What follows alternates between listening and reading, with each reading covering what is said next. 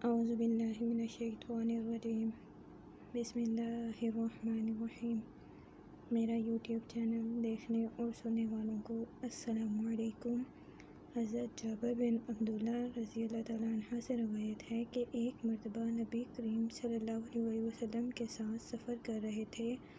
آرام کی غرض سے حضور صلی اللہ علیہ وسلم ایک کھجور کے سائے میں بیٹھے تو اچانک ایک کالا سانپ آپ صلی اللہ علیہ وسلم کے پاس پہنچ کر اپنا منہ آپ صلی اللہ علیہ وسلم کے کان کے قریب لے گیا۔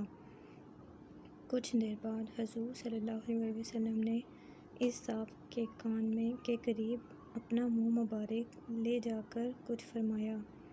اس کے بعد وہ سانپ ایسے غائب ہوا جیسے اس کو زمین نگل گئی ہو۔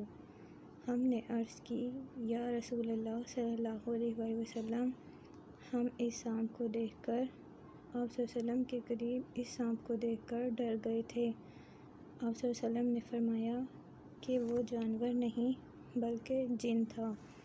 فلاں سورت کی چند آیات بھول گیا تھا، انہی آیات کی تحقیق کے لیے جنات نے اسے بھیجا تھا۔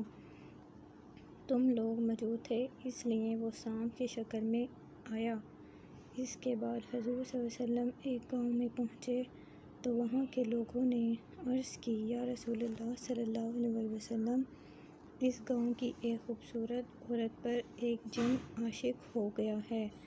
اس نے اسے اتنا پریشان کر رکھا ہے کہ وہ نہ کھاتی ہے نہ پیتی ہے، بس مرنے کے قریب ہے۔ حضرت جابر رضی اللہ تعالیٰ عنہ فرماتے ہیں کہ اس عورت کو میں نے بھی دیکھا، وہ ایسی تھی جیسے چاند کا ٹکڑا۔ حضور صلی اللہ علیہ وسلم نے اسے پکار کر فرمایا، اے جن، کیا تجھے معلوم ہے کہ میں اللہ کا رسول محمد صلی اللہ علیہ وسلم ہوں؟ تو اس عورت کو چھوڑ کر یہاں سے چلا جا۔ یہ سنتے ہی وہ عورت صحت یاب ہو گئی اور ہوش میں آنے پر اپنا منہ ہم سب سے چھپانے لگی۔